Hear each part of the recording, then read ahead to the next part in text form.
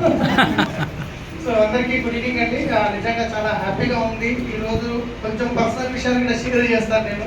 ఎందుకంటే ఈరోజు ఎంతమంది వచ్చారు? First time. Wow, great. ఒకసారి అందరికీ ఒకసారి గ్రేట్ క్లాస్.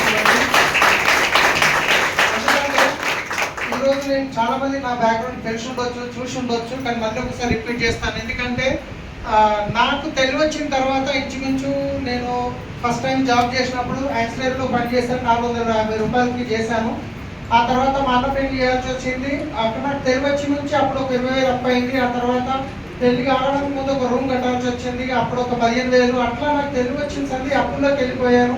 ఆ తర్వాత మా పెళ్లి అయింది, మాకి అప్పుడు అప్పుడే అయ్యింది. సో అట్లా చూస్తూ చూస్తూ అప్పులు తీర్చుకుంటూ వచ్చాము. కానీ ఇంతవరకు నేను కంప్లీట్గా అప్పులకి ఫ్రీ అయ్యానంటే ఎప్పుడంటే నిన్న ఫ్రీ అయ్యాను. చాలా మంది 10 లక్షలు ఇన్కమ్ వస్తుంది కదా, నేను ఎట్లా ఫ్రీ అయింది అనుకోవచ్చు. నేను చెప్తాను.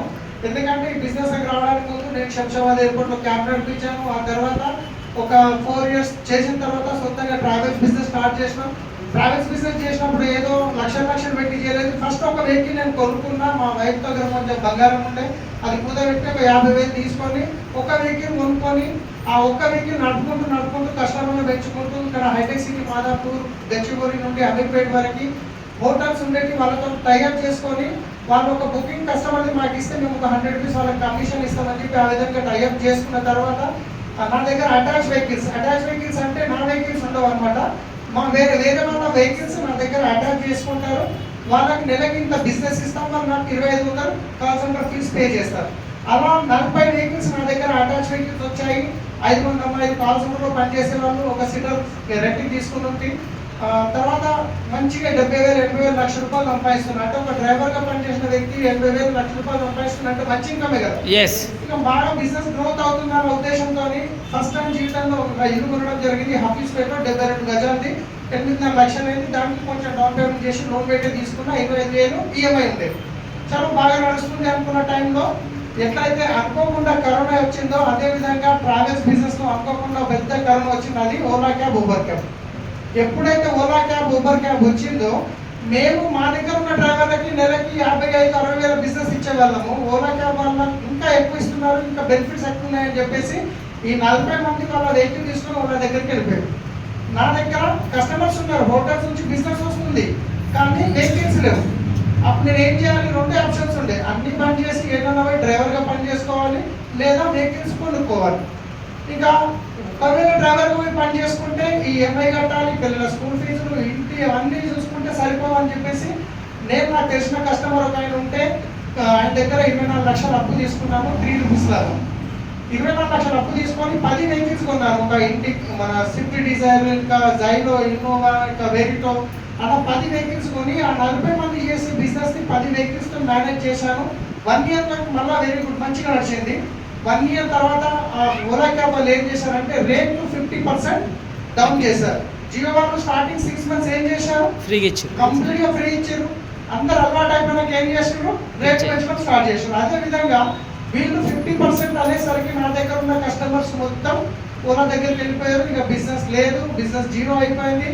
వెహికల్స్ ఇంటి దగ్గర ఉంటున్నాయి, డ్రైవర్స్ ఇంటి దగ్గర ఉంటారు. కూర్చోబెట్టి జీతాలు ఇవ్వాల్సి వస్తుంది, డ్రైవర్ శాలరీ ఇవ్వాలి, ఈఎంఐలు కట్టాలి, మళ్ళీ తర్వాత కాస్ట్తో పనిచేసే అమ్మాయిల శాలరీస్ ఇవ్వాలి.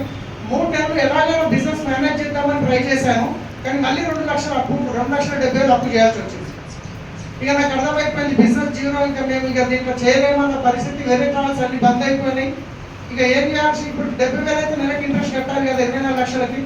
ఇక మళ్ళీ ఉల్టా ఇక వెహికల్స్ అమ్మడం స్టార్ట్ చేసినాం. ఎందుకంటే ఇంటికాడ ఉంటే ఈఎంఐ కట్టాలి.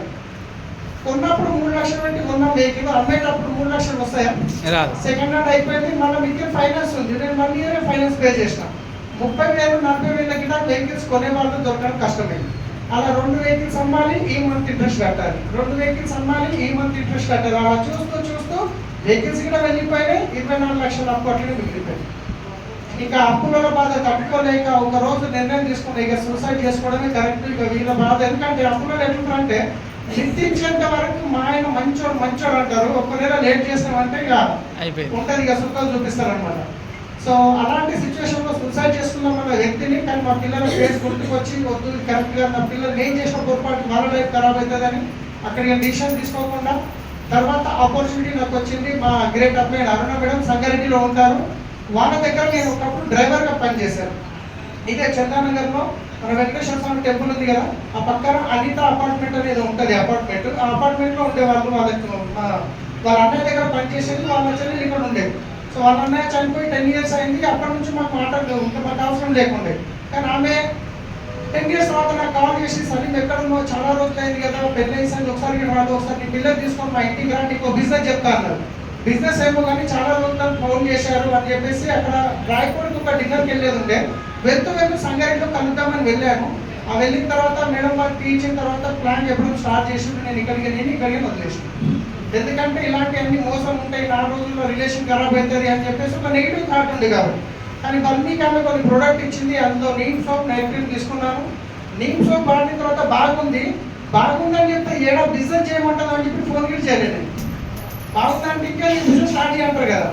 కానీ తర్వాత 2 daysకి టోనీ చౌక్కి వెళ్తున్నాం, ఒకసారి మళ్ళీ వచ్చి కలుస్తామని కుంకని సార్ దగ్గరికి వచ్చి ప్లాన్ చెప్పినప్పుడు కొంచెం అక్కడ నేను స్టడీ చేసిన. వాస్తవానికి దీంట్లో మనం డబ్బులు పెట్టేది లేదు, ఎవరితోని పెట్టించేది లేదు, మనం మునిగేది లేదు, ఎవరిని ముంచేది లేదు. ఇంకొకటి వెస్టిజ్ షాపా ఏరే షాపా ఏదైనా కానీ పన్ను తోమాల్సిందే, స్నానం చేయాల్సిందే. సరే బాగుంది కదా వాడుకొని ప్రోడక్ట్ తెచ్చుకున్నాను, వాడుకున్నాను. చిన్న మీటింగ్స్కి పిలిచారు, వెళ్ళాను, ఒక 2 నెలలు వెళ్ళాను. తర్వాత ఆగస్ట్ మంత్లో గోగ్రామ్ ఉండే ఢిల్లీలో మైపాల్ ఎంప్లాయ్ ఉంటారు. బిజినెస్ ఏమో పెట్టుబడి లేదంటారు, మళ్ళీ ఢిల్లీకి పోవాలంటే 10-12 ఖర్చు. సో నాకు అర్థం కాలేదు. కానీ ఏదో తప్పది ఆడి పోతే ఏమో అంటారు, ఏమో చమత్కారం అయితే అంటారు, పోదామని పోయినా. ఏదో బల్మీకి పోయినా. అక్కడ పోయినాక సెకండ్ డే సెషన్ అటెండ్ అయినాక కంప్లీట్గా నేను మారిపోయినా. పోయినప్పుడు ఎట్లా పోయినట్టుగా ఇట్లా అన్నట్టు పోయినా, తప్పదు అన్నట్టు. వచ్చేటప్పుడు మాత్రం ఇక ఎప్పుడెప్పుడు వస్తానో హైదరాబాద్, ఇక 6 నెలల కరోనా అయిపోవాలి, దుమ్ము దుర్పేయాలని ఇట్లా ఎట్లా అంటే పెద్ద బాధ నాకు ఉడిపోయిన అనుకోండి. ఇక ఇంటికి రాగానే ఇక ఫస్ట్ ఎవరు చెప్తాం, మనం ఫ్రెండ్స్ ఎవరు చెప్తాం, బెస్ట్ ఫ్రెండ్స్. భార్య కాదు, మా భార్య చెప్పాలంటే మా భార్యకు పెట్టకుండా తెలుసు. బిజినెస్ కాదు ఇప్పుడు చేయాలి, బిజినెస్ క్రౌన్ కావాలి, 1 లక్ష తీసుకోవాలని. మా బెస్ట్ ఫ్రెండ్, ఒక ప్లేట్లో అన్నం తిన్న ఫ్రెండ్, ప్రాణమైన ఈయనకి రెడీ ఉన్న ఫ్రెండ్ ఫోన్ చేసి, సార్ తొందరగా సార్ అనుకుంటే కాకా అంటే డ్రైవర్ లాంగ్వేజ్ కదా, కాకా తొందరగా ఆధార్ కార్డు వంటి నేను ఢిల్లీ పోయి వచ్చిన, మంచి మీటింగ్ చూసిన, సబ్బు పేస్ట్ చేంజ్ చేస్తే 1 లక్ష వస్తుంది అంటే, ప్రాణమైన ఎన్నిక రెడీ ఉన్న ఫ్రెండ్ 6 నెలలు ఆధార్ కార్డు ఇవ్వదు. ఆయన ఎందుకంటే నా బెస్ట్ ఫ్రెండ్ కాబట్టి ఏమన్నాడు, సలీం ఇలాంటివి చాలా వస్తుంటాయి పోతుంటాయి, ఇది చెయ్యకు, నేను చెయ్య, నువ్వు కూడా చెయ్యకు, నీ లైఫ్ ఖరాబ్ అవుతుంది చూడు అని చెప్పి నాకు చెప్పాడు. కానీ నేనేమో అలా చూసి వచ్చినా నా లోపల మంట ఉంది, ఆయన ఏమో నెగిటివ్ చూసిండు. సరే 6 నెలలు అయితే రాలేదు. ఆ తర్వాత వచ్చింది ఇలా 13 లక్షల పైన ఇన్కమ్ తీసుకుంటున్నాను. ఆల్రెడీ తంగేలపల్లి శ్రీనివాస మీకు తెలిసిందే. తర్వాత వాళ్ళకి మస్తు మంది చెప్తా వినలే, సొంత బొమ్మలే నమ్మలే, ఆఖరికి వస్తాయి. ఆయన ప్లాన్ చెప్పినాక విన్న తర్వాత మా పాపతో అన్నాడు, మీరు ఉండేదేమో రేకులు ఇంట్లో, డ్రీమ్స్ ఏమో 2 కోట్ల ఇల్లు, ₹1 కోటి కార్ వేసి పెట్టి మీ డాడీ పాగలైపోయింది అన్నాడు మా పాపతో. 6 నెలలకు మళ్ళీ ఆయన పాగలైపోయి ఇలా 1,30,000 ఇన్కమ్ తీసుకుంటుండే, కార్ తీసుకుంటూ. సో ఈ అప్పు ఏదైతే అయిందో, నేను ఢిల్లీకి అని వచ్చిన తర్వాత నా అప్పు ఎవరికైతే ఇవ్వను ఆయన పోయి కమిట్మెంట్ అడిగినా, సార్ నేను ఇచ్చేది 24 లక్షలు, దానికి మిత్తితో 59 లక్షలు అయింది, 59 లక్షలు. సో ఆయనకి ఏం చెప్పినంటే, ఒక 2 minutes క్లోజ్ చేద్దాము, ఇంపార్టెంట్ వినండి. ఆయనకి ఏం చెప్పినంటే, సార్ నాకు ఇంట్రెస్ట్ ఇప్పటికీ 59 దాకా అయింది, ఇల్లు అమ్మేసిన ఆయనకి పోయింది, మిగతా నేను నెలకి 1,00,000 చొప్పున ఇస్తున్నా, ఇక్కడికి నేను ఇంట్రెస్ట్ ఇవ్వను, నాతో కాదు అని చెప్పేసి. అంటే అది ఎట్లా జరిగిందంటే, కరోనా అయిపోయింది, సెకండ్ కరోనా, ఆయన పిలిచిండు, ఇంత అయిపోయింది, నువ్వు నాకు డబ్బులు అన్ని ఇంటికి పిలిచింది. యాక్చువల్గా నిన్ననే ఎందుకు చెప్పాలనిపిస్తుంది అంటే, నిన్నటి నేను ఫ్రీ అయిపోయిందని చెప్తాను, మీకే అర్థమవుతుంది. కరోనా టైంలో ఇంటికి పిలిచిండు, నువ్వు డబ్బులు మీద మించి కట్టాల్సింది, టైంకి కట్టలేవు, నాకేం తెలియదు, నాకు నీ బాండూరులో ఇల్లు ఉందన్న విషయం తెలుసు, ఆ ఇల్లు అమ్మి నాకు డబ్బులు కట్టు, లేదంటావా నీ కారు ఇక్కడ పెట్టిపోయిన తాళించి తీసుకుంటాను. సో ఇల్లు అమ్మితే నా ఒక్కది కాదు, మా అన్న ఉన్నాడు, మా అమ్మ వేసుకొని చచ్చిపోతాను, ఉన్న ఇల్లు అమ్మేసింది అని చెప్పేసి. నేను ఆయనకు రిక్వెస్ట్ చేసిన, సార్ ఇల్లు అయితే అమ్మే ప్రసక్తి లేదు, కార్ తీసుకుంటే నువ్వు తీసుకుంటే నేను బిజినెస్ చేయలేను అని చెప్పి రిక్వెస్ట్ చేసి, ఆ ఇల్లు నా పేరు ఉంది కాబట్టి నీకు తెలియకుండా రిజిస్ట్రేషన్ చేసి ఇస్తాను, నేను నీకు డబ్బులు ఇచ్చిన తర్వాత నా ఇల్లు నాకు రిజిస్ట్రేషన్ చేయి అని చెప్పేస్తే ఓకే అన్నాడు. ఆ తర్వాత వెళ్ళి మా ఇంట్లో వాళ్ళు తెలియకుండా ఆయన పేరు మీద రిజిస్ట్రేషన్ చేసిన. ఆ తర్వాత నెలకు 1,00,000 కట్టుకుంటూ వచ్చాను. తర్వాత కూడా ఒకేసారి కట్టి క్లోజ్ చేయొచ్చు, కానీ ఇప్పటికే మస్తు డబ్బులు కట్టేసిన. అక్కడ ఆయనకి ఇచ్చే కన్నా వేరే ఇన్వెస్ట్మెంట్ చేయొచ్చు అనే ఉద్దేశంతో ఒక 50 లక్షలు పెట్టి ఆల్రెడీ ఇల్లుకి ఇన్వెస్ట్ చేసేసిన. వేరే గోల్డ్ అవన్నీ కొన్నాం. ఆయనకు అప్పుడే వేయొచ్చు, నేను ఎందుకు వేయాలంటే చాలా కట్టినాం, ఎట్లా కమిట్మెంట్ లక్ష ఉంది అదే కానివ్వండి అని చెప్పేసి ఫైనల్ ఒక 8 లక్షలు ఉంటే లాస్ట్ మంత్ ఇచ్చేసిన, 1 వీక్ ముందు ఇచ్చేసిన. నిన్న పోయి నా ఇల్లు నా పేరు మీద రిజిస్ట్రేషన్ అయిపోయింది. నాకు తెలియవచ్చిందంటే అప్పులో ఉంది, జస్ట్ నిన్నటి నా ఇల్లు నా పేరు మీద అయిపోయిందంటే నా అప్పులకి వెళ్ళిపోయినా. ఆ తర్వాత ఆల్రెడీ విల్లా బుక్ చేయడం జరిగింది. సో చాలా తొందరనే గుడ్ న్యూస్ ఒకటి చెప్పబోతున్నా, కొంచెం చేంజెస్ చేస్తున్నాము. తర్వాత వచ్చేసి బెంచ్ కార్ ఈ మంత్ 20 తారీఖు లోపల ఇంచుమించు 75 లక్షల బెంచ్ కార్ తీసుకోబోతుంది. సో బంగారం అంటే తెచ్చినాం, కొత్తది తెచ్చినాం, మళ్ళీ తెచ్చినాం, ఎంత తెచ్చినాం అనేది చెప్పాలి. ఎందుకంటే సో తీసుకొచ్చిన లైఫ్ ఎక్కడ చేంజ్ అయ్యింది. నేను ఏం చేసినా చెప్పండి, మీరే చెప్పండి. నేనేం చేసినా, పన్ను తోమినా, స్నానం చేసినా, పన్ను తోమి స్నానం చేసిన వాళ్ళకి అందరు చెప్పుకుంటూ పోయినా. కొందరు ఎగతాలు చేసిండ్రు, కొందరు నమ్మి వచ్చిండ్రు. ఎగతాలు చేసిన వాళ్ళు ఈ రోజు ఇలా అదే పని చేస్తున్నారు. ఎవరైతే నమ్మొచ్చినో వీళ్ళు వాళ్ళు ఈ రోజు లక్షల్లో ఇన్కమ్ సంపాదిస్తున్నారు. సో మీరు కూడా చెప్తే చాలా మంది 80% పీపుల్ మీరు చాలా మంది చెప్పుకుంటారు, ఏ ఇదేం పట్టుకొని తింటున్నాక సబ్బులు తింటే ఎవరు చెప్పారు, నీకు ఏమైంది, మిర్చి పట్టిందా, చదువుకున్నావు, ఎవరు చెప్పారు ఇట్లా వస్తాయని అంటారా అంటారా? 80% పీపుల్ ఎట్లుంటారంటే 80% పీపుల్ కంఫర్ట్ జోన్ లో ఉంటారు, 20% పీపుల్ మాత్రమే బిజినెస్ చేసేవాళ్ళు. ఈ 80% పీపుల్ ఎట్లుంటారంటే కంఫర్ట్ జోన్ లో మీరు బిజినెస్ చెప్పాలని ఏమంటారంటే డబ్బులు ఏంటి, డబ్బులు ఏమైనా వస్తాప్పుడు తెచ్చినామా, పోయేటప్పుడు తీసుకోపోతామా, ఉత్త చేతులతో వచ్చినాము, ఉత్త చేతులతో పోతాం. ఇక పిల్లలు అంటావా, ఇల్లు కట్టినా ఇక వాళ్ళది దేవుడు నానబెట్టిన నీరు వేయకుంటాడా, వాళ్ళ పిల్లల కన్నా కానీ వాళ్ళ అదృష్టం కన్నామా, వాళ్ళ కలిపి ముందర పెట్టినా తినడానికి కష్టమవుతుంది. అలాంటి వాళ్ళు ఉంటారు. కానీ ఒక 20% పీపుల్ ఉంటారు, జీవితంలో ఏదైనా చేయాలి అవకాశం వచ్చినప్పుడు దేవుడు పేదవాడిగా పుట్టడం అయితే తప్పు కాదు, కానీ పేదవాడిగా చనిపోవడం 100% తప్పు అని నిర్ణయం తీసుకున్న వాళ్ళు వెతుకుతుంటారు. అలాంటి వాళ్ళే మీకు ఈ బిజినెస్లోకి వస్తారు.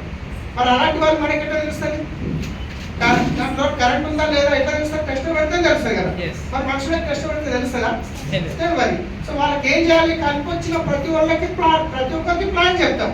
ఎవరైతే డ్రీమ్ ఉండి అవును నేను ఇంకా చేస్తా అంటే చలో నీ కరెంట్ ఉంది, లైట్ ఉంది, నీ డ్రీమ్ ఉంది, నువ్వు వచ్చాడు. ఇక నో అన్నాను, నో ప్రాబ్లం. వాళ్ళకు రావచ్చు రాకపోవచ్చు, అందరు రావాలని రూల్ లేదు. ఒకవేళ అందరు వచ్చేది ఉంటే ఇలా చంద్రబాబు ప్రతి ఇంటికి వెస్ట్లో మర్సిడీస్ బెంచ్ కారు ఉంటే రోడ్లు ఊడ్చేటోళ్ళు, మోరీలు అడిగేటోళ్ళు, బాత్రూమ్ ఏడికే దొరుకుతారు. మన దుబాయ్ కింద మనం అవునా కదా. అందరు రారు, అందరు రావద్దు కూడా. వచ్చిన వాళ్ళతో పనిచేయండి. ఈ ప్రపంచంలో 2 వ్యక్తులు దొరికినా మీరు 2 లక్షల ఇన్కమ్ తీసుకోవచ్చు. 2 వ్యక్తులు దొరకరా, మనం నమ్మేటోళ్ళు దొరకరా. కానీ దాని గురించి మీరు ఒక 2 years కమిట్మెంట్ తీసుకోవాలి. 2 సంవత్సరాలు. ఇది రాత్రి కరోడ్పతి అయ్యే బిజినెస్ అస్సలు కాదు. మనం కొంత డబ్బులు పెట్టిస్తున్నామంటే అట్లా అయ్యే ఛాన్స్ ఉంటుందేమో, కానీ ఇది డబ్బులు పెట్టిస్తారేమో. 2 సంవత్సరాలు నిర్ణయం తీసుకొని మీ అప్లైని ఎవరైతే ఇక్కడ పిలిచినా వాళ్ళు చెప్పింది ఫాలో చేయండి. మీటింగ్కి వస్తుందండి, 100% మీరు సక్సెస్ అవుతారు. నేను కూడా 2 years ఏ దావత్కి పోలే, ఏ సాగు పోలే, ఏ బర్త్డే పోలే. మా చుట్టాలలో అందరూ తీసి పక్క పెట్టిరుగా, వేస్ట్ వీడు ఎందుకు రాడు, పనికి రాడు, చెప్పడం వేస్ట్ అని చెప్పి చాలా మంది అని దావత్తు చెప్పడం కూడా పని చేసారు. ఎందుకంటే మేము పోలేం కాబట్టి. కానీ ఇప్పుడు పరిస్థితి ఎట్లుందంటే వచ్చేటప్పుడు ఈయన మా చుట్టాలన్నా ఏ దావత్ అయినా నా నంబర్ అడిగి మరీ తీసుకుంటారు. సలీం నంబరే చిన్న దావత్ కూడా ఫోన్ చేసింది. నేను మొన్న మా అన్నని అయితే ఫోన్ చేసి ఫోన్ సైలెంట్ ఉంది, చూసుకోలేదు, చేయలేదు. ఫోన్ చేస్తారే కోసి దావత్ తీసుకో జిమాయి పెళ్ళి అయిన తర్వాత జిమాయి అది 7 పిట్ల మొత్తం పెళ్ళి అయింది. మా అన్న బిడ్డనిచ్చాడు. ఆడానికి గిట్ట అంతకుముందు కేరే చేయడం ఇప్పుడు ఆ దాంట్లో గిట్ట పిలుస్తున్నారు. అంటే నేను ఎట్లా చేంజ్ అయింది లైఫ్ అంటే ఒక విఐపి వచ్చినట్టు ఫీల్ అవుతున్నారు అనమాట. ఏం చేయలేదు, సబ్బు పేస్ట్ చేసినాం, పళ్ళు దోపినా, స్నానం చేసినాం, అదే పని చేసినాం, చేసుకుంటూ పోయినాం.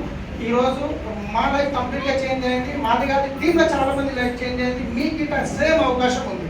కానీ మీ లక్ ఏంటంటే మేము బిజినెస్ స్టార్ట్ చేసినప్పుడు హైదరాబాద్ మొత్తం ఒకే ఒక్క స్టోర్, కానీ ఈరోజు ఎన్ని స్టోర్లు చూస్తున్నారు కదా. సో మేము బిజినెస్ స్టార్ట్ చేసినప్పుడు లక్షల్లో తీసుకున్న వాళ్ళు అంటే ఎవరు లేరు. కానీ కుక్కని సార్, చరణ్ సార్ 30-40 వేల ఇన్కమ్ మీద ఉండే. ఖాళీ టైంలో కుక్కని సార్ ఒకటే ఉండే. కానీ ఈరోజు మన హైదరాబాద్ విన్నింగ్ టీంలో 400+ కార్స్ ఉన్నాయి. వచ్చేసి ఆల్రెడీ పురుషోత్తం దాసు సార్ తీసుకున్నాడు, మన ఇంటర్వ్యూ సార్ తీసుకున్నాడు, తర్వాత తంగరేపల్లి శ్రీనివాస్ సార్ తీసుకున్నాడు, కమాల్ సార్ తీసుకున్నాడు. ఆల్రెడీ 4 వచ్చేసినాయి. ఈ మంత్ లో 4 వస్తుంది. తర్వాత ఇంకా 4 రెడీ ఉన్నాయి. ఒకటి మన శ్రీనివాస్ సార్ది, శ్రీనివాచారి సార్ది, సంధ్యా మేడం, మన గీతా జాన్ రెడ్డిది, తర్వాత కుల్కర్ణి సార్ది. ఇంకా 4 బెంచ్ కార్లు వస్తుంది. ఒక్కసారి ఆలోచించండి, ఎక్కడి నుంచి ఎక్కడి లైఫ్ చేంజ్ అయ్యింది తీసుకునే ఎప్పుడు కానీ ఒక్క రోజులో ఒక్క నిమిషంలో మీ జీవితం చేంజ్ కాదు, కానీ ఆ ఒక్క నిమిషంలో తీసుకునే నిర్ణయం వల్ల మాత్రం 100% చేంజ్ అవుతుంది. లాస్ట్ మాట ఒక్కటి చెప్తున్నాను, మీరు తీసుకునే నిర్ణయం వల్ల ఎంతో మంది లైఫ్ చేంజ్ అవుతుంది. నేను నాకు 1,00,000 వస్తే చాలు అనుకున్నా, కానీ 1,00,000 రానికి 2 సంవత్సరాలు పట్టింది. కానీ లాస్ట్ మంత్ ఇన్కమ్ 11,32,000 రూపాయలు.